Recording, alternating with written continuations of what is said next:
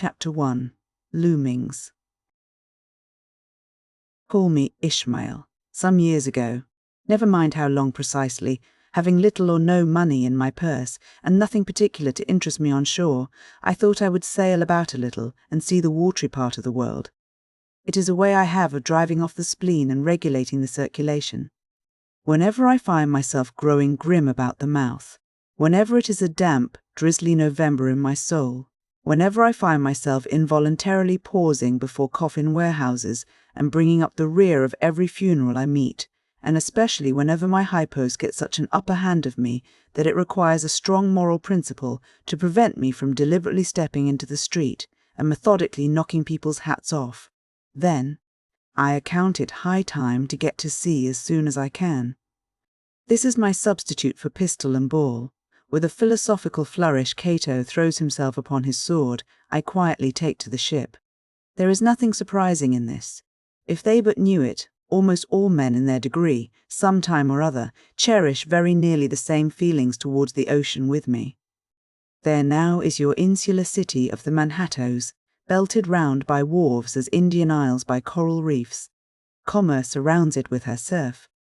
Right and left, the streets take you waterward. Its extreme downtown is the Battery, where that noble mole is washed by waves and cooled by breezes, which a few hours previous were out of sight of land. Look at the crowds of water-gazers there, circumambulate the city of a dreamy Sabbath afternoon, go from Corlier's Hook to Coenties Slip, and from thence, by Whitehall, northward. What do you see? Posted like silent sentinels all around the town, stand thousands upon thousands of mortal men fixed in ocean reveries. Some leaning against the spiles, some seated upon the pierheads, some looking over the bulwarks of ships from China, some high aloft in the rigging, as if striving to get a still better seaward peep. But these are all landsmen, of weekdays pent up in lath and plaster tied to counters, nailed to benches, clinched to desks. How then is this? Are the green fields gone? What do they hear? But look, here come more crowds, pacing straight for the water, and seemingly bound for a dive. Strange. Nothing will content them but the extremest limit of the land. Loitering under the shady lee of yonder warehouses will not suffice. No, they must get just as nigh the water as they possibly can without falling in. And there they stand, miles of them, leagues. Inland as all, they come from lanes and alleys, streets and avenues, north, east, south, and west. Yet here they all unite. Tell me, does the magnetic virtue of the needles of the compasses of all those ships attract them thither? But here is an artist. He desires to paint you the dreamiest, shadiest, quietest, most enchanting bit of romantic landscape in all the valley of the Saco. What is the chief element he employs? There stand his trees, each with a hollow trunk, as if a hermit and a crucifix were within, and here sleeps his meadow, and there sleep his cattle, and up from yonder cottage goes a sleepy smoke. Deep into distant woodlands winds a mazy way, reaching to overlapping spurs of mountains bathed in their hillside blue. But though the picture lies thus tranced, and though this pine tree shakes down its sighs like leaves upon this shepherd's head, yet all were vain, unless the shepherd's eye were fixed upon the magic stream before him. Go visit the prairies in June, when for scores on scores of miles you wade knee-deep among tiger lilies. What is the one charm wanting? Water. There is not a drop of water there. Were Niagara but a cataract of sand, would you travel your 1,000 miles to see it? Why did the poor poet of Tennessee, upon suddenly receiving 2 handfuls of silver, deliberate whether to buy him a coat, which he sadly needed, or invest his money in a pedestrian trip to Rockaway Beach? Why is almost every robust, healthy boy with a robust, healthy soul in him, at some time or other crazy to go to sea? Why, upon your first voyage as a passenger, did you yourself feel such a mystical vibration when first told that you and your ship were now out of sight of land? Why did the old Persians hold the sea holy? Why did the Greeks give it a separate deity and own brother of Jove? Surely all this is not without meaning, and still deeper the meaning of that story of Narcissus, who, because he could not grasp the tormenting mild image he saw in the fountain, plunged into it and was drowned. But that same image, We ourselves see in all rivers and oceans. It is the image of the ungraspable phantom of life, and this is the key to it all. Now, when I say that I am in the habit of going to sea whenever I begin to grow hazy about the eyes and begin to be overconscious of my lungs, I do not mean to have it inferred that I ever go to sea as a passenger. For to go as a passenger you must needs have a purse, and a purse is but a rag unless you have something in it. Besides, passengers get seasick, grow quarrelsome, don't sleep of nights, do not enjoy themselves much, as a general thing. No, I never go as a passenger, nor, though I am something of a salt, do I ever go to sea as a commodore, or a captain, or a cook. I abandon the glory and distinction of such offices to those who like them. For my part, I abominate all honourable respectable toils, trials, and tribulations of every kind whatsoever. It is quite as much as I can do to take care of myself, without taking care of ships, barks, brigs, schooners, and what not. And as for going as cook, though I confess there is considerable glory in that, a cook being a sort of officer on shipboard, yet somehow I never fancied broiling fowls, though once broiled, judiciously buttered, and judgmatically salted and peppered, there is no one who will speak more respectfully, not to say reverentially, of a broiled fowl than I will. It is out of the idolatrous dotings of the old Egyptians upon broiled ibis and roasted river horse that you see the mummies of those creatures in their huge bakehouses, the pyramids. No, when I go to sea, I go as a simple sailor, right before the mast, plumb down into the forecastle, aloft there to the royal masthead. True, they rather order me about some, and make me jump from spar to spar, like a grasshopper in a May meadow. And at first, this sort of thing is unpleasant enough. It touches one's sense of honour, particularly if you come of an old established family in the land, the Van Rensselaers, or Randolphs, or Hardicanutes. And more than all, if just previous to putting your hand into the tar-pot, you have been lauding it as a country schoolmaster, making the tallest boys stand in awe of you. The transition is a keen one, I assure you, from a schoolmaster to a sailor, and requires a strong decoction of Seneca and the Stoics to enable you to grin and bear it. But even this wears off in time. What of it, if some old hunks of a sea captain orders me to get a broom and sweep down the decks? What does that indignity amount to, weighed, I mean, in the scales of the New Testament? Do you think the Archangel Gabriel thinks anything the less of me, because I promptly and respectfully obey that old hunks in that particular instance, who ain't a slave? Tell me that. Well then, however the old sea captains may order me about, however they may thump and punch me about, I have the satisfaction of knowing that it is all right, that everybody else is one way or other served in much the same way, either in a physical or metaphysical point of view, that is, and so the universal thump is passed round, and all hands should rub each other's shoulder blades and be content. Again, I always go to sea as a sailor, because they make a point of paying me for my trouble, whereas they never pay passengers a single penny that I ever heard of. On the contrary, passengers themselves must pay. And there is all the difference in the world between paying and being paying. The act of paying is perhaps the most uncomfortable infliction that the 2 orchard thieves entailed upon us. But being paid, what will compare with it? The urbane activity with which a man receives money is really marvellous, considering that we so earnestly believe money to be the root of all earthly ills, and that on no account can a moneyed man enter heaven. Ah, how cheerfully we consign ourselves to perdition! Finally, I always go to sea as a sailor, because of the wholesome exercise and pure air of the forecastle deck. For as in this world headwinds are far more prevalent than winds from astern, that is, if you never violate the Pythagorean maxim, so for the most part the Commodore on the quarter-deck gets his atmosphere at second hand from the sailors on the forecastle. He thinks he breathes it first, but not so. In much the same way do the commonalty lead their leaders in many other things, at the same time that the leaders little suspect it. Now wherefore it was that after having repeatedly smelt the sea as a merchant sailor, I should now take it into my head to go on a whaling voyage, this the invisible police officer of the fates, who has the constant surveillance of me, and secretly dogs me, and influences me in some unaccountable way, he can better answer than anyone else. And, doubtless, my going on this whaling voyage formed part of the grand programme of Providence that was drawn up a long time ago. It came in as a sort of brief interlude and solo between more extensive performances. I take it that this part of the bill must have run something like this: Grand contested election for the presidency of the United States. Whaling voyage Byone Ishmael. Bloody battle in Afghanistan. Though I cannot tell why it was exactly that those stage managers, the Fates, put me down for this shabby part of a whaling voyage when others were set down for magnificent parts in high tragedies and short and easy parts in genteel comedies and jolly parts in farces.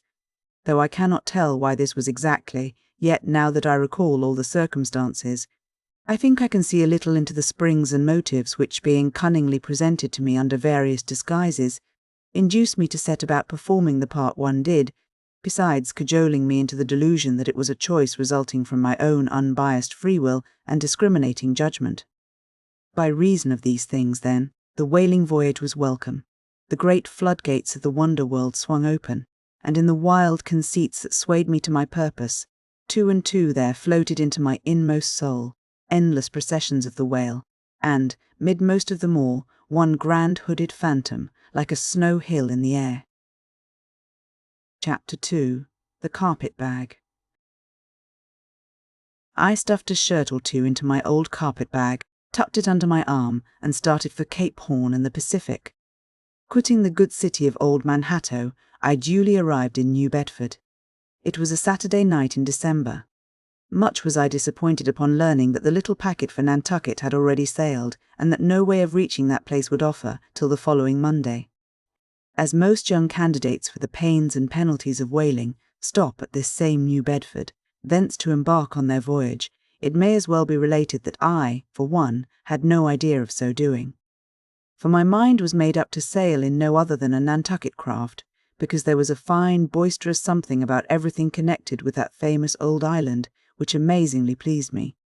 Besides, though New Bedford has of late been gradually monopolizing the business of whaling, and though in this matter poor old Nantucket is now much behind her, yet Nantucket was her great original, the Tyre of this Carthage, the place where the first dead American whale was stranded. Where else but from Nantucket did those aboriginal whalemen, the red men, first sally out in canoes to give chase to the Leviathan? And where but from Nantucket, too, did that first adventurous little sloop put forth, partly laden with imported cobblestones, so goes the story, to throw at the whales, in order to discover when they were nigh enough to risk a harpoon from the bowsprit? Now, having a night, a day, and still another night following before me in New Bedford, ere I could embark for my destined port, it became a matter of concernment where I was to eat and sleep meanwhile. It was a very dubious-looking, nay, a very dark and dismal night, bitingly cold and cheerless. I knew no one in the place. With anxious grapnels I had sounded my pocket, and only brought up a few pieces of silver. So, wherever you go, Ishmael, said I to myself, as I stood in the middle of a dreary street shouldering my bag, and comparing the gloom towards the north with the darkness towards the south. Wherever in your wisdom you may conclude to lodge for the night, my dear Ishmael, be sure to inquire the price. And don't be too particular. With halting steps I paced the streets and passed the sign of the Crossed Harpoons. But it looked too expensive and jolly there. Further on, from the bright red windows of the Swordfish Inn, there came such fervent rays that it seemed to have melted the packed snow and ice from before the house, for everywhere else the congealed frost lay 10 inches thick in a hard asphaltic pavement, rather weary for me, when I struck my foot against the flinty projections, because from hard, remorseless service the soles of my boots were in a most miserable plight. Too expensive and jolly, again thought I, pausing one moment to watch the broad glare in the street and hear the sounds of the tinkling glasses within. But go on, Ishmael, said I at last, don't you hear? Get away from before the door, your patched boots are stopping the way. So on I went. I now, by instinct, followed the streets that took me waterward, for there, doubtless, were the cheapest, if not the cheeriest, inns. It seemed the great black Parliament sitting in Tophet. 100 black faces turned round in their rows to peer, and beyond, a black angel of doom was beating a book in a pulpit. It was a Negro church, and the preacher's text was about the blackness of darkness and the weeping and wailing and teeth gnashing there. "Ha, Ishmael," muttered I, backing out, wretched entertainment at the sign of the trap.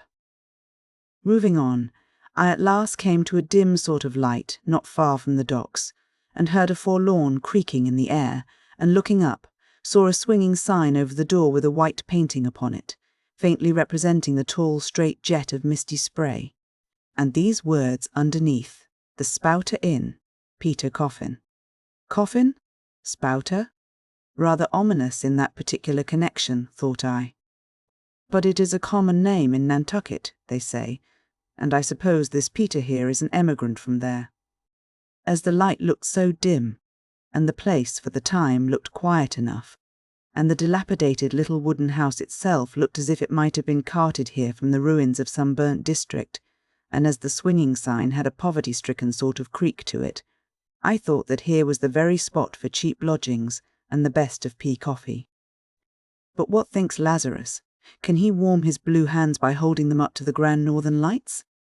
Would not Lazarus rather be in Sumatra than here? Would he not far rather lay him down lengthwise along the line of the equator? Yea, ye gods! Go down to the fiery pit itself in order to keep out this frost. Now, that Lazarus should lie stranded there on the curbstone before the door of Dives, this is more wonderful than that an iceberg should be moored to one of the Moluccas. Yet Dives himself, he too lives like a czar in an ice palace made of frozen sighs, and being a president of a temperance society, he only drinks the tepid tears of orphans. But no more of this blubbering now. We are going a whaling, and there is plenty of that yet to come. Let us scrape the ice from our frosted feet and see what sort of a place this Spouter may be. Chapter 3. The Spouter Inn. Entering that gable-ended Spouter Inn, you found yourself in a wide, low, straggling entry with old-fashioned wainscots, reminding one of the bulwarks of some condemned old craft. On one side hung a very large oil painting so thoroughly besmoked, and every way defaced, that in the unequal crosslights by which you viewed it, it was only by diligent study, and a series of systematic visits to it, and careful inquiry of the neighbours, that you could any way arrive at an understanding of its purpose.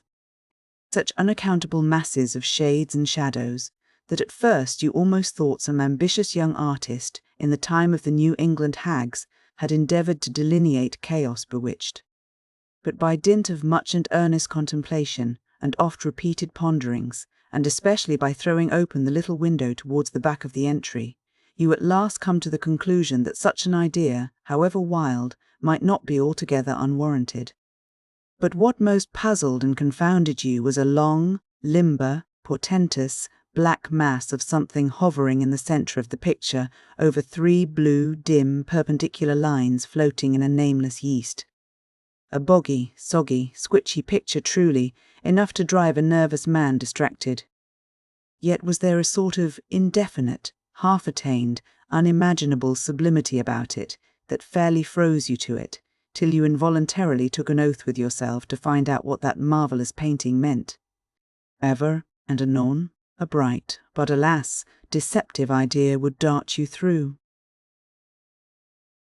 It's the Black Sea in a midnight gale. It's the unnatural combat of the 4 primal elements.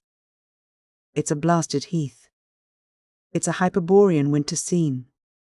It's the breaking up of the icebound stream of time. But at last all these fancies yielded to that one portentous something in the picture's midst. That once found out, and all the rest were plain.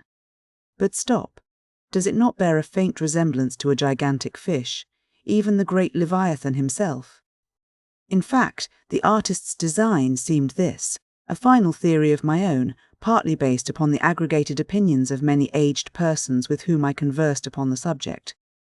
The picture represents a Cape Horner in a great hurricane, the half-foundered ship weltering there with its 3 dismantled masts alone visible, and an exasperated whale, purposing to spring clean over the craft, is in the enormous act of impaling himself upon the 3 mast-heads. The opposite wall of this entry was hung all over with a heathenish array of monstrous clubs and spears. Some were thickly set with glittering teeth resembling ivory saws, others were tufted with knots of human hair, and one was sickle-shaped, with a vast handle sweeping round like the segment made in the new-mown grass by a long-armed mower. You shuddered as you gazed, and wondered what monstrous cannibal and savage could ever have gone a death, harvesting with such a hacking, horrifying implement. Mixed with these were rusty old whaling lances and harpoons, all broken and deformed. Some were storied weapons.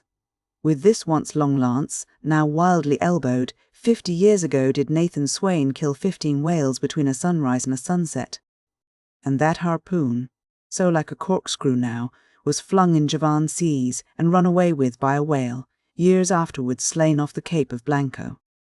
The original iron entered nigh the tail, and, like a restless needle sojourning in the body of a man, travelled full 40 feet, and at last was found embedded in the hump. Abominable are the tumblers into which he pours his poison. Though true cylinders without, within, the villainous green goggling glasses deceitfully tapered downwards to a cheating bottom. Parallel meridians rudely pecked into the glass surround these footpads goblets. Fill to this mark, and your charge is but a penny, to this a penny more, and so on to the full glass. The Cape Horn measure, which you may gulp down for a shilling. Upon entering the place, I found a number of young seamen gathered about a table, examining by a dim light divers specimens of scrimshander. I sought the landlord, and telling him I desired to be accommodated with a room, received for answer that his house was full, not a bed unoccupied. But avast, he added, tapping his forehead, you hain't no objections to sharing a harpooner's blanket, have ye? I suppose you were going a whalin', so you'd better get used to that sort of thing.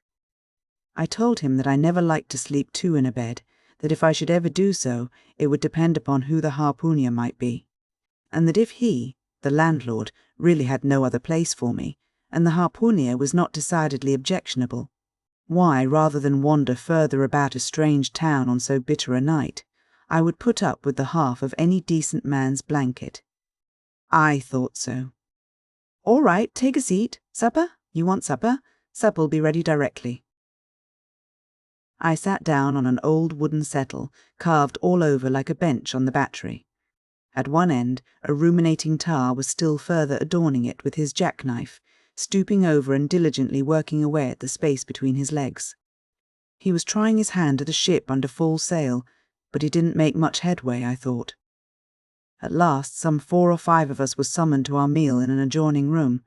It was cold as Iceland, no fire at all. The landlord said he couldn't afford it. Nothing but 2 dismal tallow candles, each in a winding sheet. We were fain to button up our monkey jackets and hold to our lips cups of scalding tea with our half-frozen fingers. But the fare was of the most substantial kind, not only meat and potatoes, but dumplings. Good heavens, dumplings for supper! One young fellow in a green box coat addressed himself to these dumplings in a most direful manner. "My boy," said the landlord, "you have the nightmare to a dead sartainty." "Landlord," I whispered, "that ain't the harpooner, is it?" "Oh, no," said he, looking a sort of diabolically funny. "The harpooner is a dark-complexioned chap. He never eats dumplings, he don't. He eats nothing but steaks, and he likes 'em rare." "The devil he does," says I. "Where is that harpooner? Is he here?" "He'll be here afore long," was the answer. I could not help it, but I began to feel suspicious of this dark-complexioned harpooner. At any rate, I made up my mind that if it so turned out that we should sleep together, he must undress and get into bed before I did. My supper over, the company went back to the bar-room, when, knowing not what else to do with myself, I resolved to spend the rest of the evening as a looker-on. Presently a rioting noise was heard without. Starting up, the landlord cried, "That's the Grampus's crew. I seed her reported in the offing this morning, a 3 years' voyage and a full ship. Hurrah, boys, now we'll have the latest news from the Fijis." A tramping of sea boots was heard in the entry. The door was flung open, and in rolled a wild set of mariners enough. Enveloped in their shaggy watch-coats, and with their heads muffled in woolen comforters, all bedarned and ragged, and their beards stiff with icicles, they seemed an eruption of bears from Labrador. They had just landed from their boat, and this was the first house they entered. No wonder, then, that they made a straight wake for the whale's mouth. The bar when the wrinkled little old Jonah, their officiating, soon poured them out brimmers all round.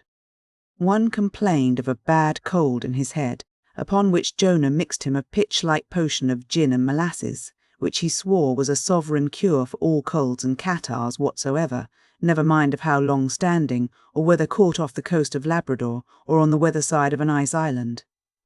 The liquor soon mounted into their heads, as it generally does even with the Orontes topers newly landed from sea, and they began capering about most obstreperously. I observed, however, that one of them held somewhat aloof, and though he seemed desirous not to spoil the hilarity of his shipmates by his own sober face, yet upon the whole he refrained from making as much noise as the rest. This man interested me at once, and since the sea gods had ordained that he should soon become my shipmate, though but a sleeping partner one, so far as this narrative is concerned, I will here venture upon a little description of him. He stood full 6 feet in height, with noble shoulders, and a chest like a cofferdam. I have seldom seen such brawn in a man. His face was deeply brown and burnt, making his white teeth dazzling by the contrast, while in the deep shadows of his eyes floated some reminiscences that did not seem to give him much joy. His voice at once announced that he was a southerner, and from his fine stature I thought he must be one of those tall mountaineers from the Alleghanian Ridge in Virginia. When the revelry of his companions had mounted to its height, this man slipped away unobserved, and I saw no more of him till he became my comrade on the sea. In a few minutes, however, he was missed by his shipmates, and being, it seems, for some reason a huge favourite with them, they raised a cry of "Bulkington! Bulkington! Where's Bulkington?" and darted out of the house in pursuit of him. It was now about 9 o'clock, and the room seeming almost supernaturally quiet after these orgies, I began to congratulate myself upon a little plan that had occurred to me just previous to the entrance of the seamen. The more I pondered over this harpooneer, the more I abominated the thought of sleeping with him. It was fair to presume that being a harpooneer, his linen or woolen, as the case might be, would not be of the tidiest, certainly none of the finest. I began to twitch all over. Besides, it was getting late, and my decent harpooneer ought to be home and going bedwards. Suppose now he should tumble in upon me at midnight. How could I tell from what vile hole he had been coming? Landlord, I've changed my mind about that harpooneer. I shan't sleep with him. I'll try the bench here. Just as you please. I'm sorry I can't spare ye a tablecloth for a mattress, and it's a plaguey rough board here, feeling of the knots and notches. But wait a bit, Scrimshander. I've got a carpenter's plane there in the bar. Wait, I say, and I'll make ye snug enough. So saying, he procured the plane, and with his old silk handkerchief first dusting the bench, vigorously set to planing away at my bed, the while grinning like an ape. The shavings flew right and left, till at last the plane iron came bump against an indestructible knot. The landlord was near spraining his wrist, and I told him for heaven's sake to quit. The bed was soft enough to suit me, and I did not know how all the planing in the world could make eider down of a pine plank. So gathering up the shavings with another grin, and throwing them into the great stove in the middle of the room, he went about his business, and left me in a brown study. I now took the measure of the bench, and found that it was a foot too short, but that could be mended with a chair. But it was a foot too narrow, and the other bench in the room was about 4 inches higher than the planed one, so there was no yoking them. I then placed the first bench lengthwise along the only clear space against the wall, leaving a little interval between for my back to settle down in. But I soon found that there came such a draught of cold air over me from under the sill of the window that this plan would never do at all, especially as another current from the rickety door met the one from the window, and both together formed a series of small whirlwinds in the immediate vicinity of the spot where I had thought to spend the night. The devil fetch that harpooneer, thought I, but stop, couldn't I steal a march on him, bolt his door inside and jump into his bed, not to be wakened by the most violent knockings? It seemed no bad idea, but upon second thoughts I dismissed it. For who could tell that what the next morning, so soon as I popped out of the room, the harpooneer might be standing in the entry, all ready to knock me down? Still, looking round me again, and seeing no possible chance of spending a sufferable night, unless in some other person's bed, I began to think that after all I might be cherishing unwarrantable prejudices against this unknown harpooner. Thinks I, I'll wait a while, he must be dropping in before long. I'll have a good look at him then, And perhaps we may become jolly good bedfellows after all. There's no telling. Although the other boarders kept coming in by ones, twos, and threes and going to bed, yet no sign of my harpooner. "Landlord," said I, "what sort of a chap is he? Does he always keep such late hours?" It was now hard upon 12 o'clock. The landlord chuckled again with his lean chuckle, and seemed to be mightily tickled at something beyond my comprehension. "No," he answered, "generally he's an early bird early to bed and early to rise. Yes, he's the bird what catches the worm. But tonight he went out a-peddling, you see, and I don't see what on earth keeps him so late, unless, maybe, he can't sell his head." "Can't sell his head? What sort of a bamboozingly story is this you are telling me?" Getting into a towering rage. "Do you pretend to say, landlord, that this harpooner is actually engaged this blessed Saturday night, or rather Sunday morning, in peddling his head around this town?" "That's precisely it," said the landlord, "and I told him he couldn't sell it here. The market's overstocked." "With what?" shouted I. "With heads, to be sure. Ain't there too many heads in the world? I tell you what it is, landlord," said I quite calmly, "you'd better stop spinning that yarn to me. I'm not green." "Maybe not," taking out a stick and whittling a toothpick, "but I rayther guess you'll be done brown if that 'ere harpooner hears you a-slanderin' his head." "I'll break it for him," said I, now flying into a passion again at this unaccountable farrago of the landlord's. "It's broke already," said he. "Broke," said I. "Broke, do you mean?" "Sartain, and that's the very reason he can't sell it, I guess." "Landlord," said I, going up to him as cool as mite seike in a snowstorm, "landlord, stop whittling. You and I must understand one another, and that too without delay. I come to your house and want a bed. You tell me you can only give me half a one, that the other half belongs to a certain harpooner. And about this harpooner, whom I have not yet seen, you persist in telling me the most mystifying and exasperating stories, tending to beget in me an uncomfortable feeling towards the man whom you design for my bedfellow. A sort of connection, landlord, which is an intimate and confidential one in the highest degree. I now demand of you to speak out and tell me who and what this harpooner is, and whether I shall be in all respects safe to spend the night with him. And in the first place, you will be so good as to unsay that story about selling his head, which, if true, I take to be good evidence that this harpooner is stark mad, and I've no idea of sleeping with a madman. And you, sir, I mean landlord, you, sir, by trying to induce me to do so knowingly, would thereby render yourself liable to a criminal prosecution." "Wall," said the landlord, fetching a long breath, "that's a purty long sarmon for a chap that rips a little now and then. But be easy, be easy. This here harpooner I have been telling you of has just arrived from the South Seas, where he bought up a lot of balmed New Zealand heads, great curios, you know, and he sold all on 'em but one, and that one he's trying to sell tonight, 'cause tomorrow's Sunday, and it would not do to be selling human heads about the streets when folks is going to churches. He wanted to last Sunday, but I stopped him just as he was going out of the door with 4 heads strung on a string, for all the earth like a string of onions."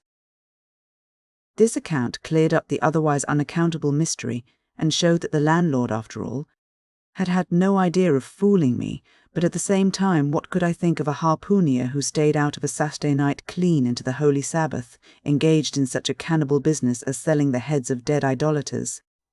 "Evo, depend upon it, landlord, that harpooner is a dangerous man." "He pays reg'lar," was the rejoinder. "But come, it's getting dreadful late, you had better be turning flukes. It's a nice bed. Sal and me slept in that air bed the night we were spliced. There's plenty of room for 2 to kick about in that bed. It's an almighty big bed, that. Why, afore we give it up, Sal used to put our Sam and little Johnny in the foot of it. But I got a dreaming and sprawling about one night, and somehow Sam got pitched on the floor and came near breaking his arm. Arter that, Sal said, it wouldn't do. 'Come along here, I'll give ye a glim in a jiffy.' And so saying, he lighted a candle and held it towards me, offering to lead the way. But I stood irresolute, when looking at a clock in the corner, he exclaimed, 'I vum it's Sunday, you won't see that harpooner tonight, he's come to anchor somewhere, Come along then, do come, won't ye come? I considered the matter a moment, and then upstairs we went, and I was ushered into a small room, cold as a clam, and furnished, sure enough, with a prodigious bed, almost big enough indeed for any 4 harpooneers to sleep abreast. "There," said the landlord, placing the candle on a crazy old sea-chest that did double duty as a wash-stand and centre table. "There, make yourself comfortable now, and good night to ye." I turned round from eyeing the bed, but he had disappeared. Folding back the counterpane, I stooped over the bed. Though none of the most elegant, it yet stood the scrutiny tolerably well. I then glanced round the room, and besides the bedstead and centre table, could see no other furniture belonging to the place, but a rude shelf, the 4 walls, and a papered fireboard representing a man striking a whale. Of things not properly belonging to the room, there was a hammock lashed up and thrown upon the floor in one corner, also a large seaman's bag containing the harpooneer's wardrobe, no doubt in lieu of a land trunk. Likewise, there was a parcel of outlandish bonefish hooks on the shelf over the fireplace, and a tall harpoon standing at the head of the bed. But what is this on the chest? I took it up and held it close to the light, and felt it, and smelt it, and tried every way possible to arrive at some satisfactory conclusion concerning it. I can compare it to nothing but a large doormat, ornamented at the edges with little tinkling tags, something like the stained porcupine quills round an Indian moccasin. There was a hole or slit in the middle of this mat, as you see the same in South American ponchos. But could it be possible that any sober harpooneer would get into a doormat and parade the streets of any Christian town in that sort of guise? I put it on, to try it, and it weighed me down, like a hamper, being uncommonly shaggy and thick, and I thought a little damp, as though this mysterious harpooneer had been wearing it of a rainy day. I went up in it to a bit of glass stuck against the wall, and I never saw such a sight in my life. I tore myself out of it in such a hurry that I gave myself a kink in the neck. I sat down on the side of the bed, and commenced thinking about this head-peddling harpooneer and his doormat. After thinking some time on the bedside, I got up and took off my monkey jacket, and then stood in the middle of the room thinking. I then took off my coat, and thought a little more in my shirt-sleeves. But beginning to feel very cold now, half undressed as I was, and remembering what the landlord said about the harpooneers not coming home at all that night, it being so very late, I made no more ado, but jumped out of my pantaloons and boots, and then blowing out the light tumbled into bed and commended myself to the care of heaven. Whether that mattress was stuffed with corn cobs or broken crockery, there is no telling, but I rolled about a good deal, and could not sleep for a long time. At last I slid off into a light doze, and had pretty nearly made a good offing towards the land of Nod, when I heard a heavy footfall in the passage, and saw a glimmer of light come into the room from under the door. Lord save me, thinks I. That must be the harpooner, the infernal head-peddler.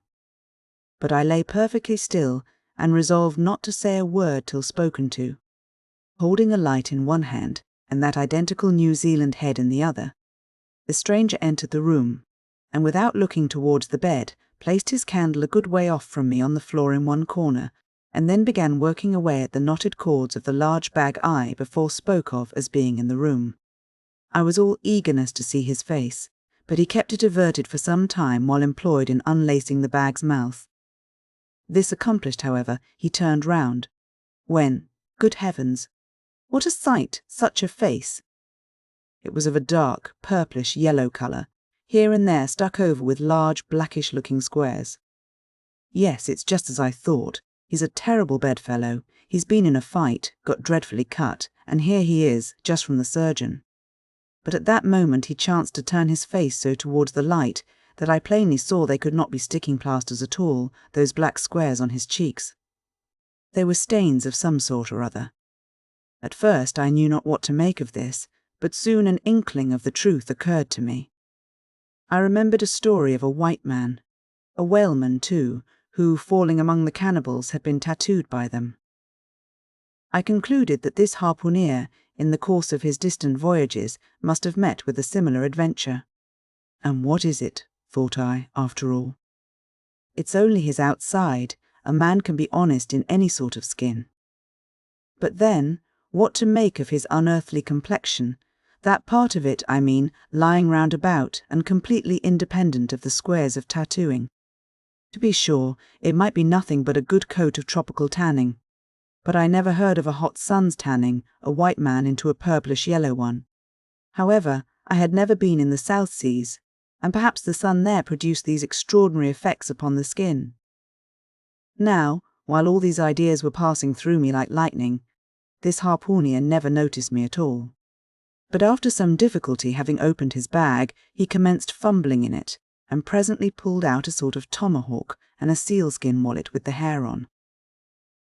Placing these on the old chest in the middle of the room, he then took the New Zealand head, a ghastly thing enough, and crammed it down into the bag. He now took off his hat, a new beaver hat, when I came nigh, singing out with fresh surprise. There was no hair on his head, none to speak of at least, nothing but a small scalp, not twisted up on his forehead. His bald purplish head now looked for all the world like a mildewed skull. Had not the stranger stood between me and the door, I would have bolted out of it quicker than ever. I bolted at dinner. Even as it was, I thought something of slipping out of the window, but it was the second floor back. I am no coward, but what to make of this head-peddling purple rascal altogether past my comprehension. Ignorance is the parent of fear, and being completely nonplussed and confounded about the stranger, I confess I was now as much afraid of him as if it was the devil himself who had thus broken into my room at the dead of night. In fact, I was so afraid of him that I was not game enough just then to address him and demand a satisfactory answer concerning what seemed inexplicable in him. Meanwhile he continued the business of undressing, and at last showed his chest and arms. As I live, these covered parts of him were checkered with the same squares as his face. His back, too, was all over the same dark squares. He seemed to have been in a 30 years' war, and just escaped from it with a sticking-plaster shirt. Still more, his very legs were marked, as if a parcel of dark green frogs were running up the trunks of young palms. It was now quite plain that he must be some abominable savage or other shipped aboard of a whaleman in the South Seas, and so landed in this Christian country. I quaked to think of it.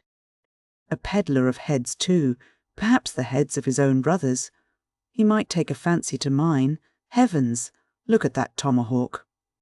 But there was no time for shuddering, for now the savage went about something that completely fascinated my attention, and convinced me that he must indeed be a heathen. Going to his heavy grego or rapal or dreadnought, which he had previously hung on a chair, he fumbled in the pockets, and produced at length a curious little deformed image with a hunch on its back, and exactly the colour of a 3-days-old Congo baby. Remembering the embalmed head, at first I almost thought that this black mannequin was a real baby preserved in some similar manner. But seeing that it was not at all limber, and that it glistened a good deal like polished ebony, I concluded that it must be nothing but a wooden idol, which indeed it proved to be. For now the savage goes up to the empty fireplace, and removing the papered fireboard, sets up this little hunchbacked image, like a tenpin, between the andirons.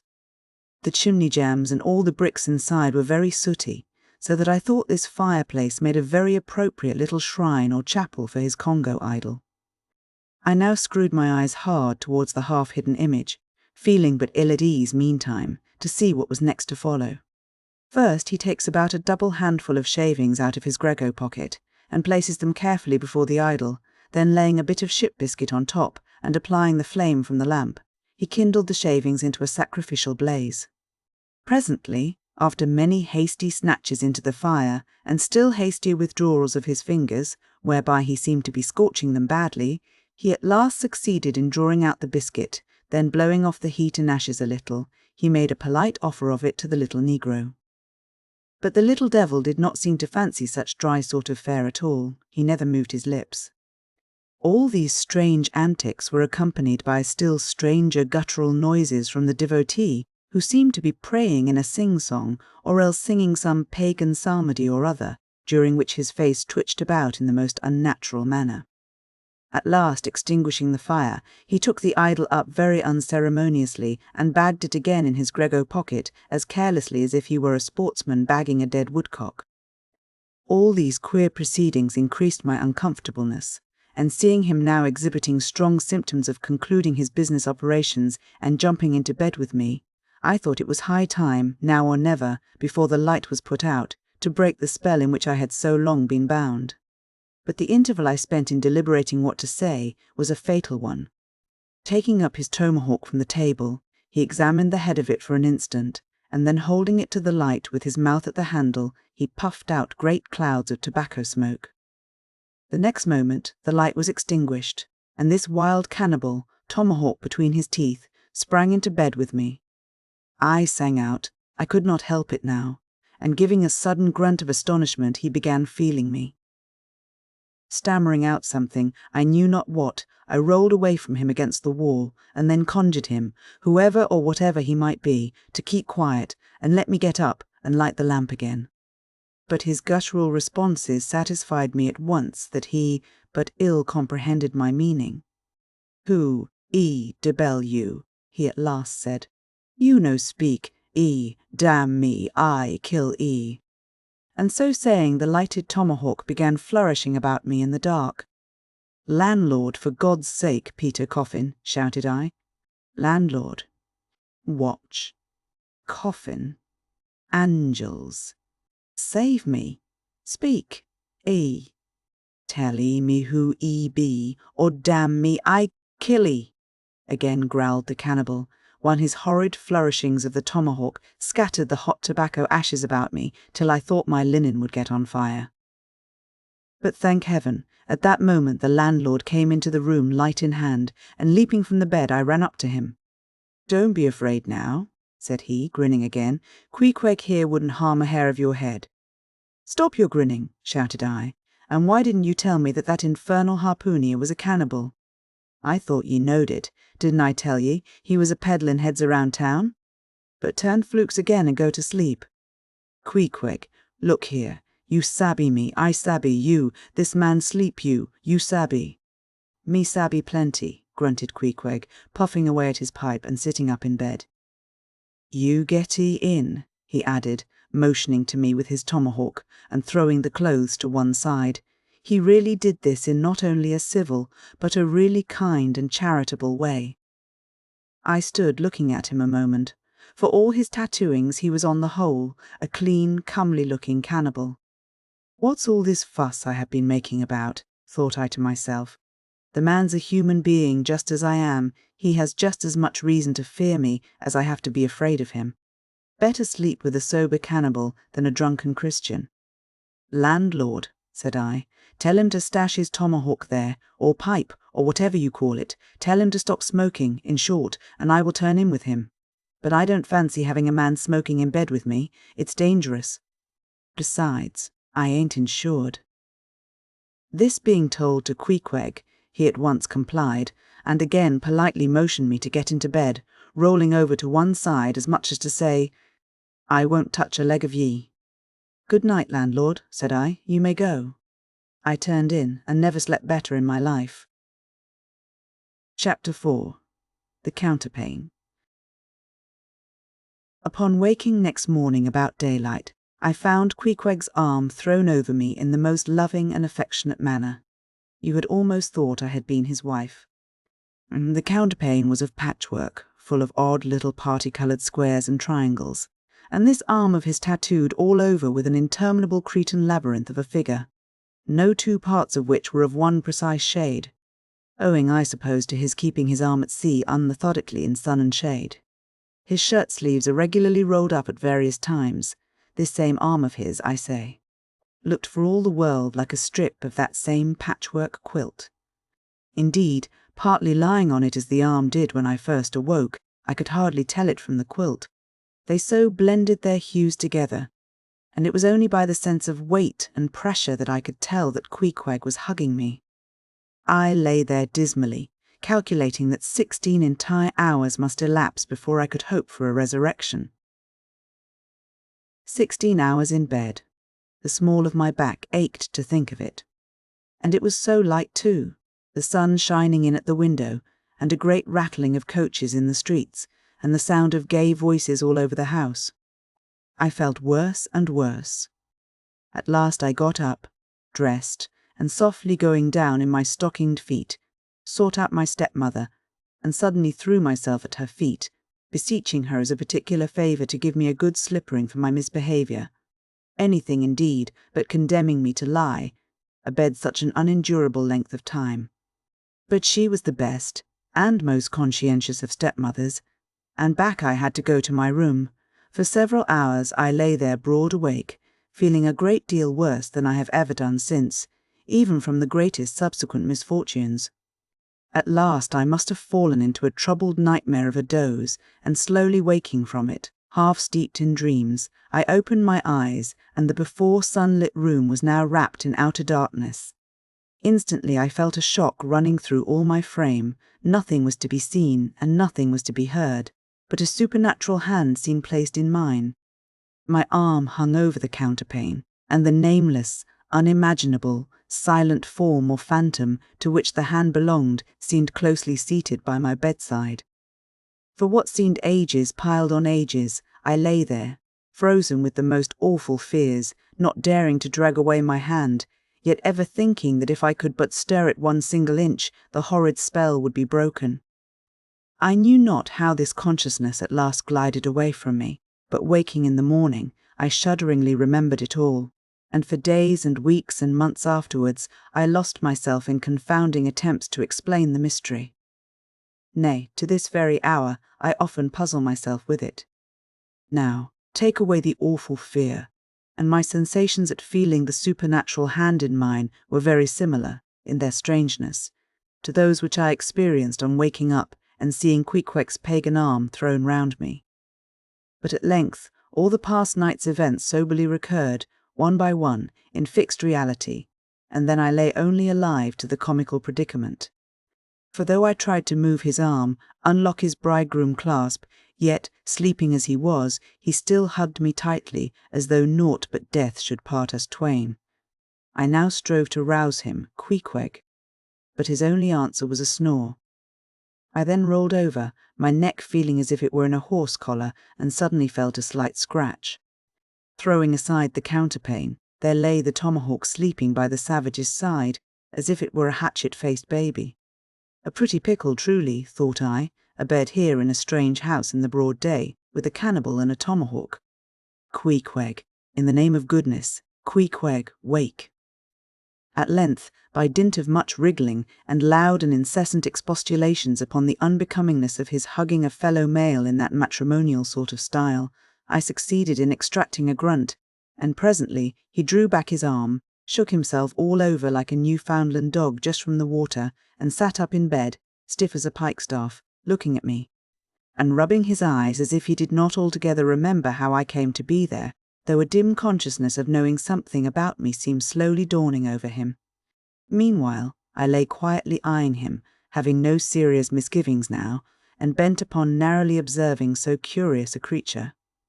When, at last, his mind seemed made up touching the character of his bedfellow, and he became, as it were, reconciled to the fact, he jumped out upon the floor, and by certain signs and sounds gave me to understand that, if it pleased me, he would dress first, and then leave me to dress afterwards, leaving the whole apartment to myself. Thinks I, Queequeg, under the circumstances, this is a very civilized overture, but the truth is, these savages have an innate sense of delicacy. Say what you will, it is marvellous how essentially polite they are. I pay this particular compliment to Queequeg because he treated me with so much civility and consideration, while I was guilty of great rudeness, staring at him from the bed and watching all his toilette motions, for the time my curiosity getting the better of my breeding. Nevertheless, a man like Queequeg you don't see every day. He and his ways were well worth unusual regarding. Seeing, now, that there were no curtains to the window, and that the street being very narrow, the house opposite commanded a plain view into the room, and observing more and more the indecorous figure that Queequeg made, staving about with little else but his hat and boots on, I begged him, as well as I could, to accelerate his toilet somewhat, and particularly to get into his pantaloons as soon as possible. He complied, and then proceeded to wash himself.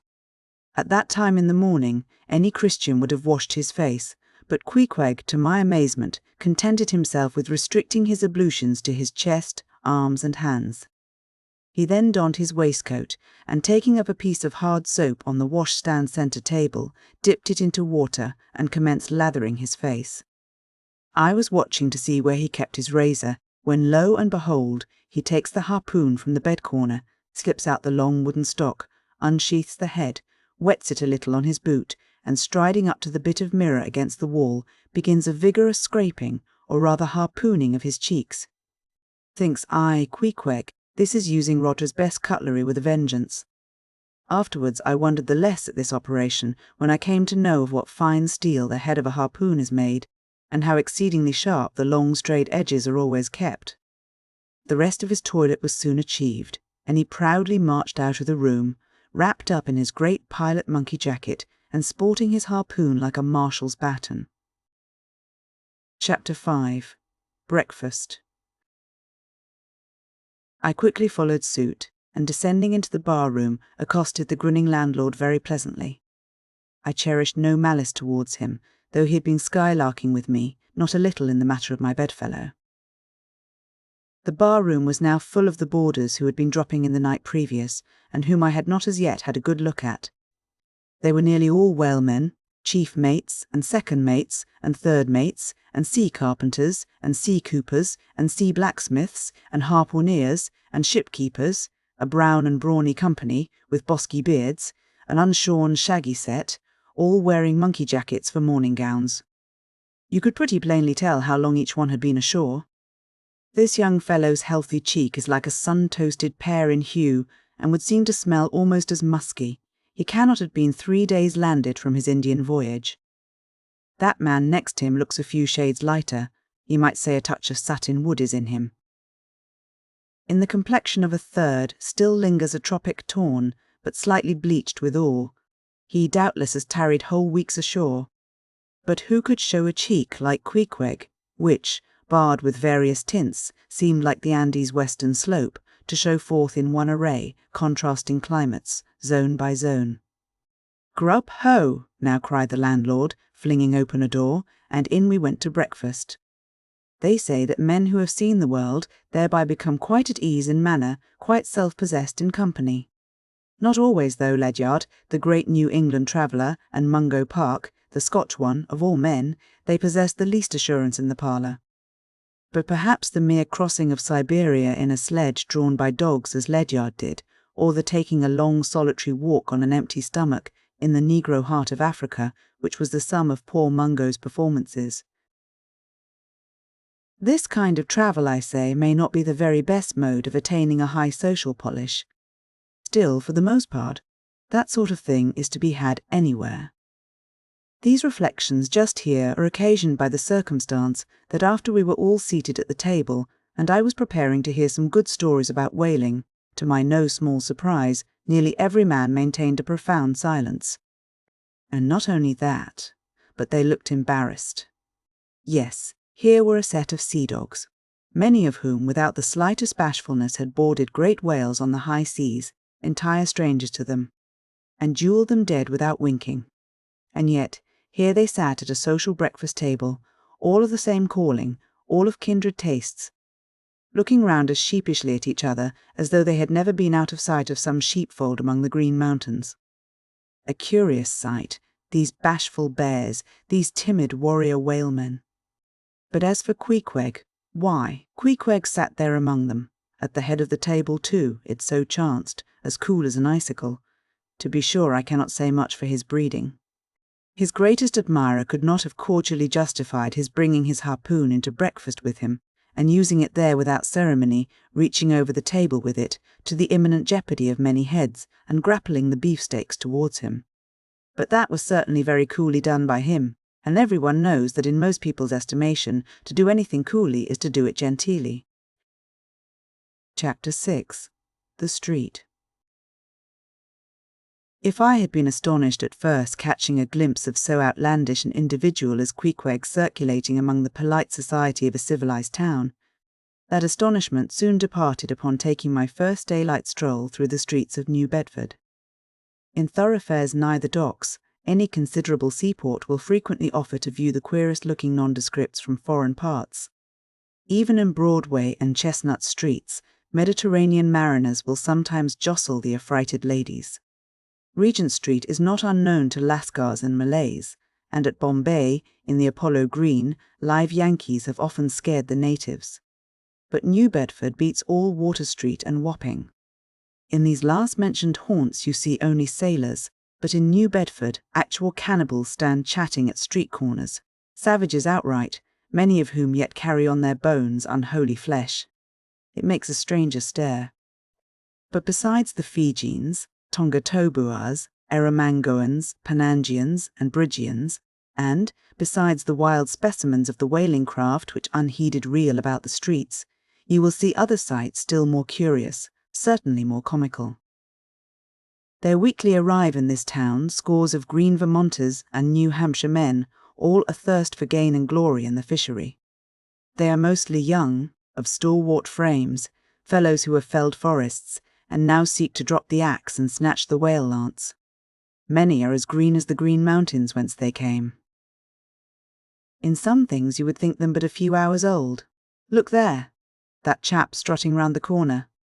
He wears a beaver hat and swallow-tailed coat, girdled with a sailor belt and sheath knife. Here comes another with a sou, wester, and a bombazine cloak. No town-bred dandy will compare with a country-bred one, I mean a downright bumpkin dandy, a fellow that, in the dog days, will mow his 2 acres in buckskin gloves for fear of tanning his hands. Now, when a country dandy like this takes it into his head to make a distinguished reputation, and joins the great whale fishery, you should see the comical things he does upon reaching the seaport. In bespeaking his sea outfit, he orders bell-buttons to his waistcoats, straps to his canvas trousers. Ah, poor hayseed! How bitterly will burst those straps in the first howling gale, when thou art driven, straps, buttons and all, down the throat of the tempest. But think not that this famous town has only harpooneers, cannibals and bumpkins to show her visitors. Not at all. Still New Bedford is a queer place. Had it not been for us whalemen, that tract of land would this day perhaps have been in as howling condition as the coast of Labrador. As it is, parts of her back country are enough to frighten one, they look so bony. The town itself is perhaps the dearest place to live in all New England. It is a land of oil, true enough, but not like Canaan, a land also of corn and wine. The streets do not run with milk, nor in the springtime do they pave them with fresh eggs.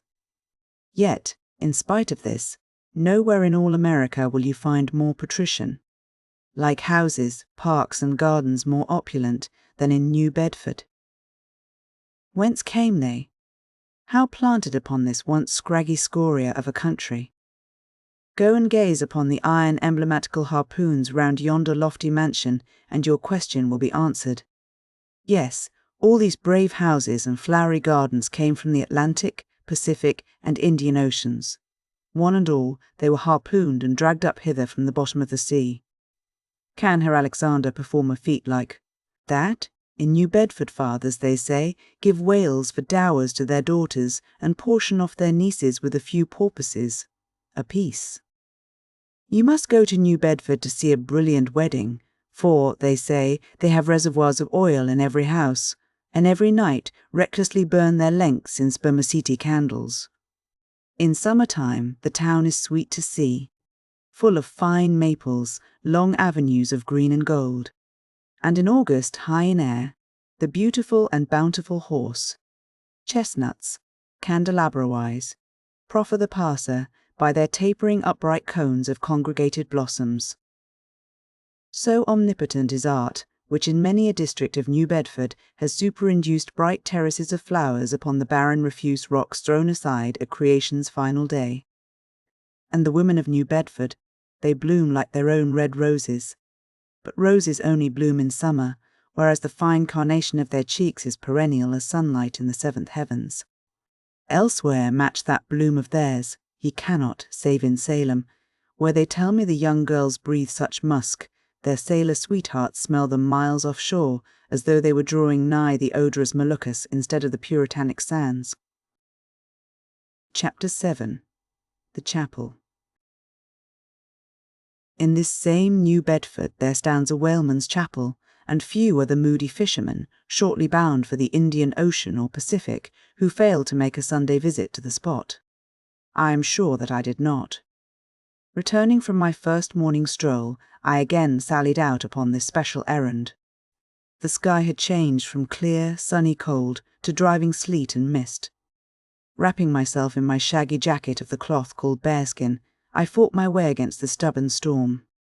Entering, I found a small, scattered congregation of sailors and sailors' wives and widows. A muffled silence reigned, only broken at times by the shrieks of the storm.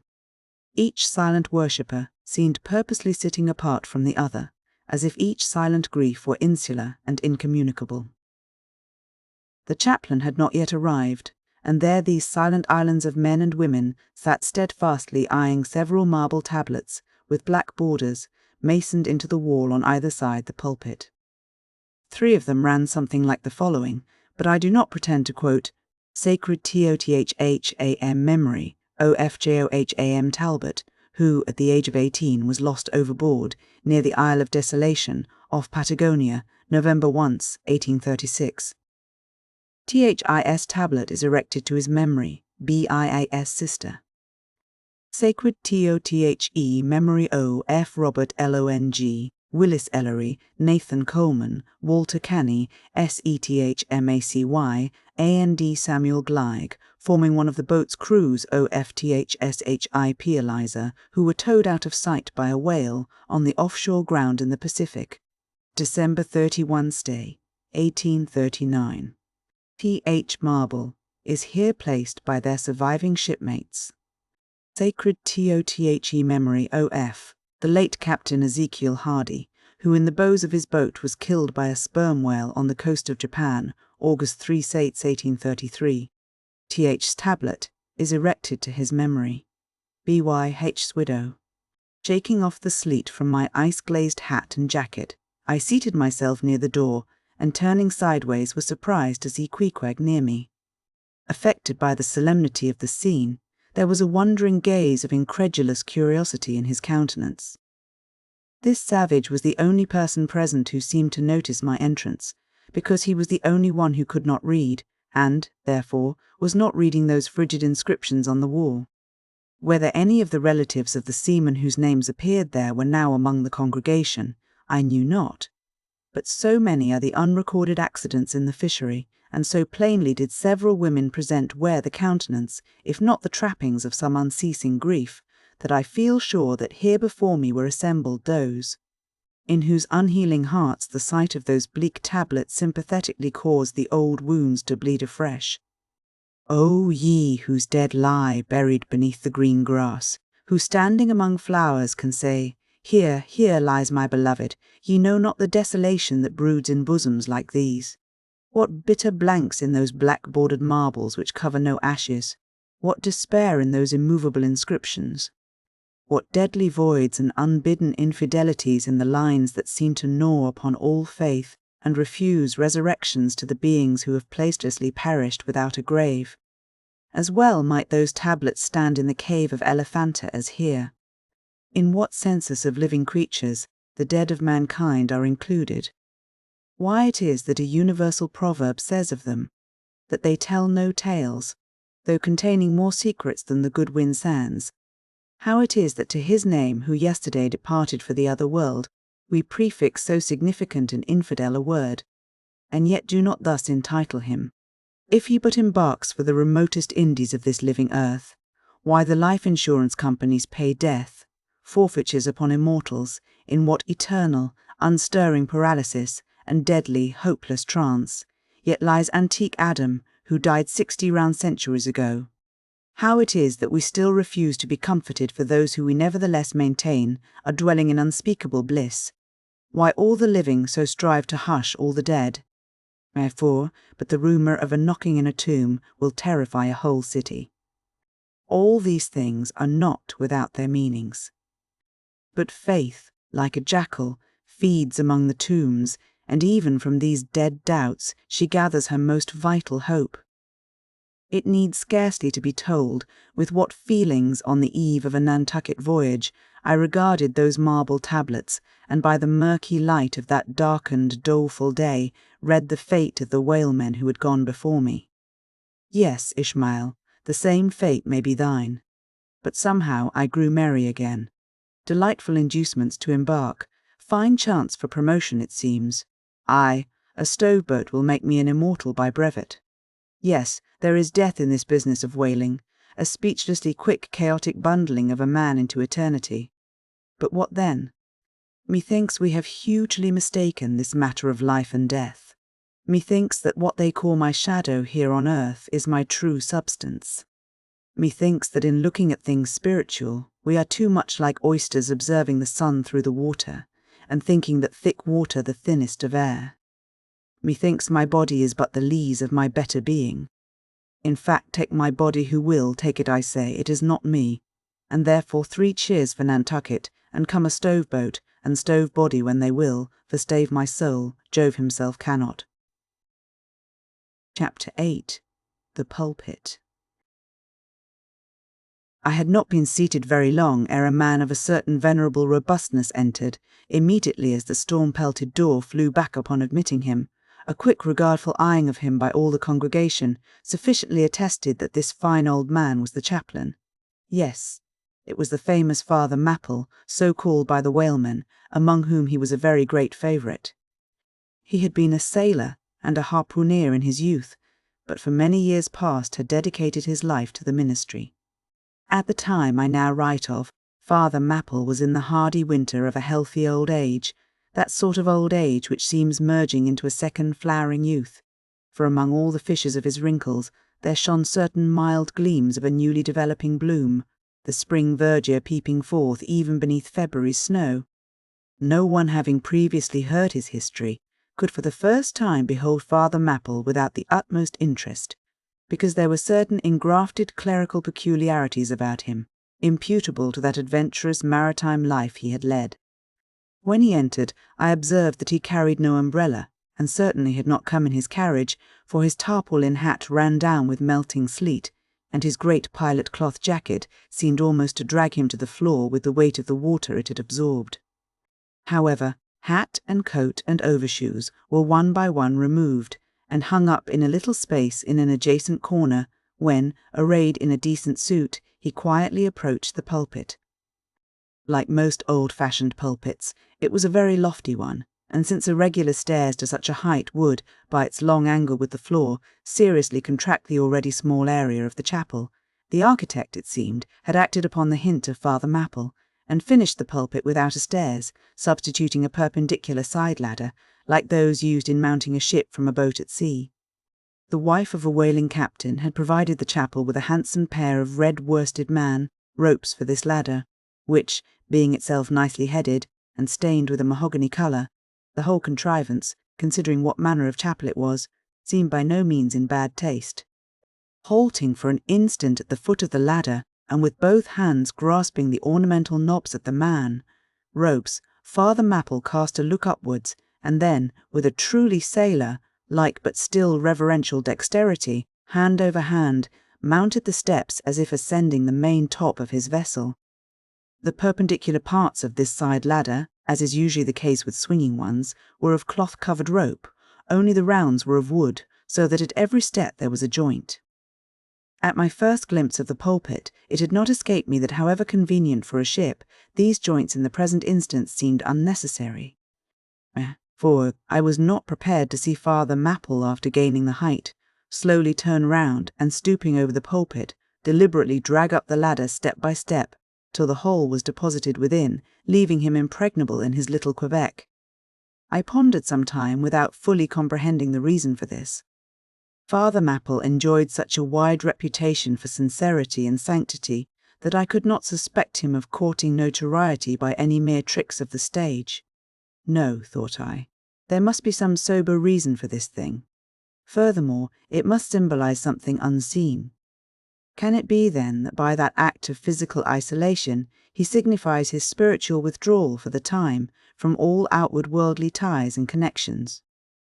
Yes, for replenished with the meat and wine of the word, To the faithful man of God, this pulpit, I see, is a self-containing stronghold, a lofty Ehrenbreitstein with a perennial well of water within the walls. But the side ladder was not the only strange feature of the place, borrowed from the chaplain's former seafarings. Between the marble cenotaphs on either hand of the pulpit, the wall which formed its back was adorned with a large painting representing a gallant ship beating against a terrible storm off a lee coast of black rocks and snowy breakers.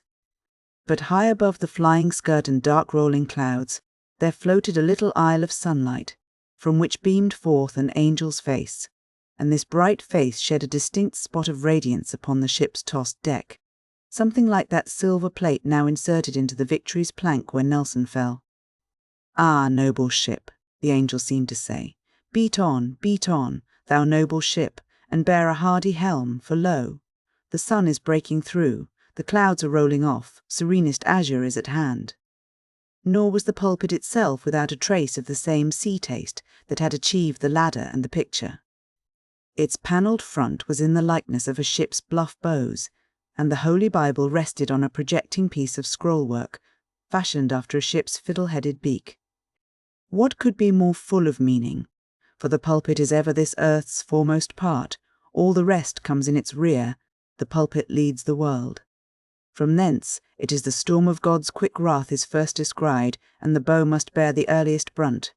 From thence it is the god of breezes, fair or foul, is first invoked for favourable winds. Yes, the world's a ship on its passage out, and not a voyage complete, and the pulpit is its prow. Chapter 9. The Sermon. My father Mapple rose, and in a mild voice of unassuming authority ordered the scattered people to condense. "Starboard gangway there, side away to larboard gangway to starboard, midships, midships." There was a low rumbling of heavy sea boots among the benches, and a still slighter shuffling of women's shoes, and all was quiet again, and every eye on the preacher. He paused a little, then kneeling in the pulpit's bows, folded his large brown hands across his chest, uplifted his closed eyes, and offered a prayer so deeply devout that he seemed kneeling and praying at the bottom of the sea. This ended in prolonged solemn tones, like the continual tolling of a bell in a ship that is foundering at sea in a fog. In such tones he commenced reading the following hymn, but changing his manner towards the concluding stanzas, burst forth with appealing exultation and joy. "The ribs and terrors in the whale arched over me a dismal gloom, while all God's sunlit waves rolled by and lift me deepening down to doom. I saw the opening maw of hell, with endless pains and sorrows there, which none but they that feel can tell. Oh, I was plunging to despair. In black distress I called my God, when I could scarce believe him mine, he bowed his ear to my complaints. No more the whale did me confine. With speed he flew to my relief, as on a radiant dolphin borne, awful yet bright, as lightning shone the face of my deliverer God. My song for ever shall record that terrible, that joyful hour. I give the glory to my God, his all the mercy and the power." Nearly all joined in singing this hymn, which swelled high above the howling of the storm. A brief pause ensued. The preacher slowly turned over the leaves of the Bible, and at last, folding his hand down upon the proper page, said, "Beloved shipmates, clinch the last verse of the first chapter of Jonah, and God had prepared a great fish to swallow up Jonah." Shipmates, this book, containing only 4 chapters, 4 yarns, is one of the smallest strands in the mighty cable of the Scriptures. Yet what depths of the soul does Jonah's deep sea line sound? What a pregnant lesson to us is this prophet! What a noble thing is that canticle in the fish's belly! And how billow-like and boisterously grand! We feel the flood surging over us. We sound with him to the kelpy bottom of the waters, seaweed and all the slime of the sea is about us. But what is this lesson that the book of Jonah teaches? Shipmates, it is a 2-stranded lesson. A lesson to us all as sinful men, and a lesson to me as a pilot of the living God. As sinful men, it is a lesson to us all, because it is a story of the sin, hard-heartedness, suddenly awakened fears, the swift punishment, repentance, prayers, and finally, the deliverance and joy of Jonah.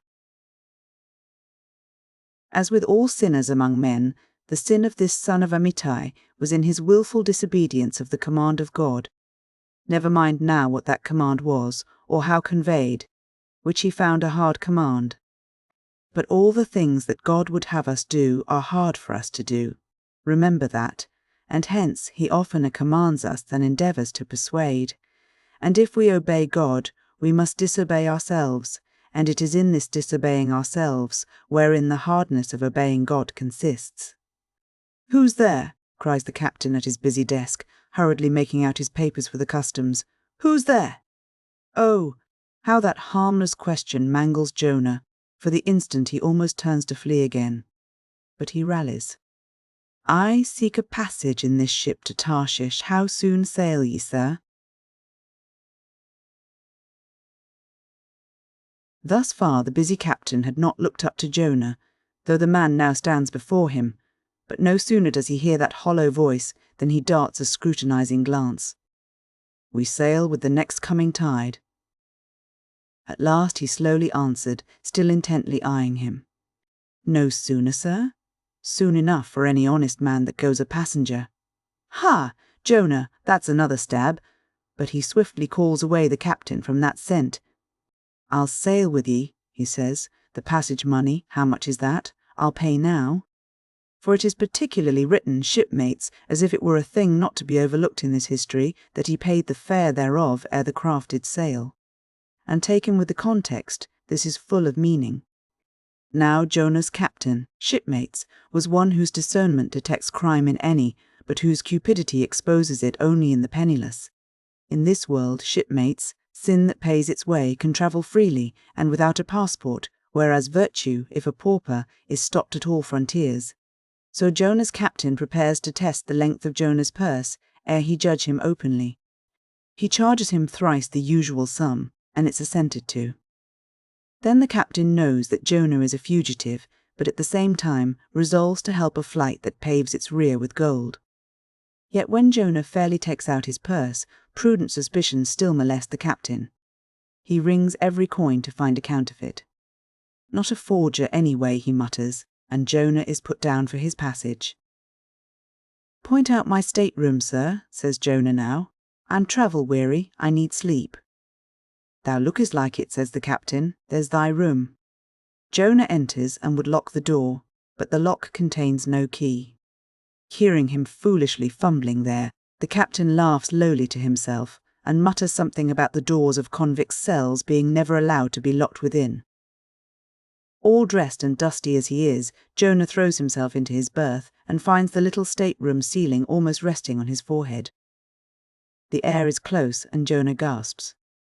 Then, in that contracted hole, sunk too beneath the ship's waterline, Jonah feels the heralding presentiment of that stifling hour when the whale shall hold him in the smallest of his bowels wards. Screwed at its axis against the side, a swinging lamp slightly oscillates in Jonah's room, and the ship, heeling over towards the wharf with the weight of the last bales received, the lamp, flame and all, though in slight motion, still maintains a permanent obliquity with reference to the room, though in truth infallibly straight itself, it but made obvious the false, lying levels among which it hung. The lamp alarms and frightens Jonah, as lying in his berth his tormented eyes roll round the place, and this thus far successful fugitive finds no refuge for his restless glance. But that contradiction in the lamp more and more appals him. The floor, the ceiling, and the side are all awry.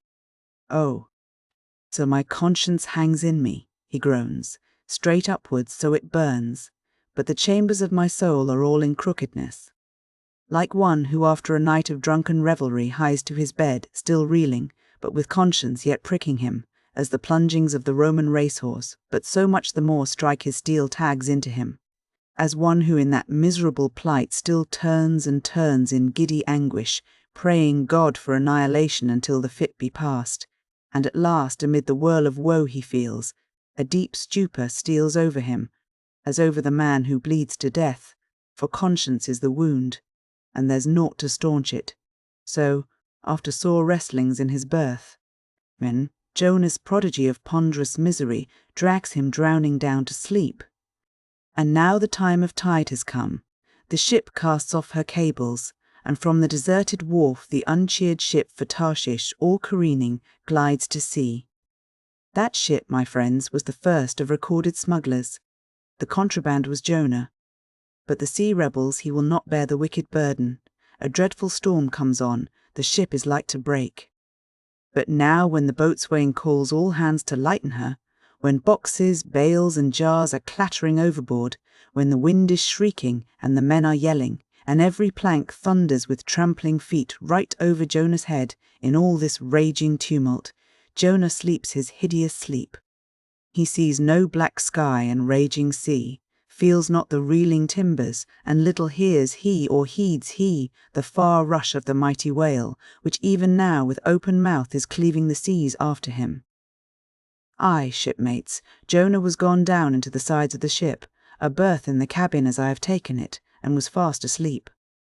But the frightened master comes to him, and shrieks in his dead ear, "What meanest thou, O sleeper? Arise!" Startled from his lethargy by that direful cry, Jonah staggers to his feet, and stumbling to the deck, grasps a shroud to look out upon the sea.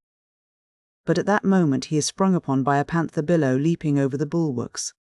Wave after wave thus leaps into the ship, and finding no speedy vent runs roaring fore and aft, till the mariners come nigh to drowning while yet afloat. And ever, as the white moon shows her affrighted face from the steep gullies in the blackness overhead, aghast Jonah sees the rearing bowsprit pointing high upward, but soon beat downward again towards the tormented deep. Terrors upon terrors run shouting through his soul. In all his cringing attitudes, the god-fugitive is now too plainly known. The sailors mark him, more and more certain grow their suspicions of him, and at last, fully to test the truth, by referring the whole matter to high heaven, they fall to casting lots, to see for whose cause this great tempest was upon them. The lot is Jonah's, that discovered, then how furiously they mob him with their questions. What is thine occupation? Whence comest thou? Thy country? What people? But mark now, my shipmates, the behaviour of poor Jonah.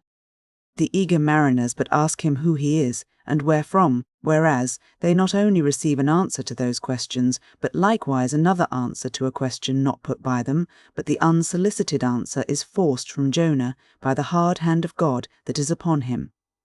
"I am a Hebrew," he cries, and then, "I fear the Lord the God of heaven who hath made the sea and the dry land." Fear him, O Jonah. Aye, well mightest thou fear the Lord God then. Straightway he now goes on to make a full confession, whereupon the mariners became more and more appalled, but still are pitiful. For when Jonah, not yet supplicating God for mercy, since he but too well knew the darkness of his deserts, when wretched Jonah cries out to them to take him and cast him forth into the sea, for he knew that for his sake this great tempest was upon them, they mercifully turn from him, and seek by other means to save the ship. But all in vain, the indignant gale howls louder. Then, with one hand raised invokingly to God, with the other they not unreluctantly lay hold of Jonah. And now behold Jonah, taken up as an anchor, and dropped into the sea, when instantly an oily calmness floats out from the east, and the sea is still, as Jonah carries down the gale with him, leaving smooth water behind. He goes down in the whirling heart of such a masterless commotion that he scarce heeds the moment when he drops seething into the yawning jaws awaiting him, and the whale shoots, to all his ivory teeth, like so many white bolts upon his prison. Then Jonah prayed unto the Lord out of the fish's belly. But observe his prayer, and learn a weighty lesson. For sinful as he is, Jonah does not weep and wail for direct deliverance. He feels that his dreadful punishment is just. He leaves all his deliverance to God, contenting himself with this, that spite of all his pains and pangs, he will still look towards his holy temple. And here, shipmates, is true and faithful repentance, not clamorous for pardon, but grateful for punishment. And how pleasing to God was this conduct in Jonah is shown in the eventual deliverance of him from the sea and the whale. Shipmates, I do not place Jonah before you to be copied for his sin, but I do place him before you as a model for repentance. Sin not, but if you do, Take heed to repent of it like Jonah." While he was speaking these words, the howling of the shrieking, slanting storm without seemed to add new power to the preacher, who, when describing Jonah's sea storm, seemed tossed by a storm himself. His deep chest heaved as with a groundswell. His tossed arms seemed the warring elements at work, and the thunders that rolled away from off his swarthy brow, and the light leaping from his eye, made all his simple hearers look on him with a quick fear that was strange to them. There now came a lull in his look, as he silently turned over the leaves of the book once more, and at last, standing motionless, with closed eyes for the moment, seemed communing with God and himself. But again he leaned over towards the people, and bowing his head lowly, with an aspect of the deepest yet manliest humility, he spake these words, "Shipmates, God has laid but one hand upon you, both his hands press upon me. I have read ye by what murky light may be mine, the lesson that Jonah teaches to all sinners, and therefore to ye, and still more to me, for I am a greater sinner than ye. And now, how gladly would I come down from this masthead, and sit on the hatches there where you sit, and listen as you listen, while some one of you reads me that other and more awful lesson which Jonah teaches to me as a pilot of the living God. How, being an anointed pilot, prophet, or speaker of true things, and bidden by the Lord to sound those unwelcome truths in the ears of a wicked Nineveh, Jonah, appalled at the hostility he should raise, fled from his mission, and sought to escape his duty and his God by taking ship at Joppa. But God is everywhere, Tarshish he never reached. As we have seen, God came upon him in the whale, and swallowed him down to living gulfs of doom, and with swift slantings tore him along into the midst of the seas, where the eddying depths sucked him 10,000 fathoms down, and the weeds were wrapped about his head, and all the watery world of woe bowled over him. Yet even then, beyond the reach of any plummet, out of the belly of hell, when the whale grounded upon the ocean's utmost bones, even then God heard the engulfed repenting prophet when he cried. Then God spake unto the fish, and from the shuddering cold and blackness of the sea the whale came breaching up towards the warm and pleasant sun, and all the delights of air and earth, and vomited out Jonah upon the dry land, when the word of the Lord came a second time. And Jonah, bruised and beaten, his ears like two seashells still multitudinously murmuring of the ocean, Jonah did the Almighty's bidding. And what was that, shipmates, to preach the truth to the face of falsehood? That was it. This, shipmates, this is that other lesson, and woe to that pilot of the living God who slights it. Woe to him whom this world charms from gospel duty. Woe to him who seeks to pour oil upon the waters when God has brewed them into a gale. Woe to him who seeks to please rather than to apple. Woe to him whose good name is more to him than goodness. Woe to him who in this world courts not dishonour. Woe to him who would not be true, even though to be false were salvation. Yea, woe to him who, as the great pilot Paul has it, while preaching to others is himself a castaway. He dropped and fell away from himself for a moment, then lifting his face to them again, showed a deep joy in his eyes as he cried out with a heavenly enthusiasm, "But oh, shipmates!" In the starboard hand of every woe there is a sure delight, and higher the top of that delight than the bottom of the woe is deep. Is not the main truck higher than the kelson is low? Delight is to him, a far, far upward and inward delight, who against the proud gods and commodores of this earth ever stands forth his own inexorable self. Delight is to him whose strong arms yet support him, when the ship of this base treacherous world has gone down beneath him. Delight is to him who gives no quarter in the truth, and kills, burns, and destroys all sin, though he pluck it out from under the robes of senators and judges. Delight, top-gallant delight, is to him who acknowledges no law or lord, but the Lord his God, and is only a patriot to heaven. Delight is to him whom all the waves of the billows of the seas of the boisterous mob can never shake from this sure keel of the ages. And eternal delight and deliciousness will be his, who coming to lay him down can say with his final breath, O Father, chiefly known to me by thy rod mortal or immortal, here I die. I have striven to be thine, more than to be this world's or mine own. Yet this is nothing, I leave eternity to thee, for what is man that he should live out the lifetime of his God? He said no more, but slowly waving a benediction, covered his face with his hands, and so remained kneeling, till all the people had departed, and he was left alone in the place.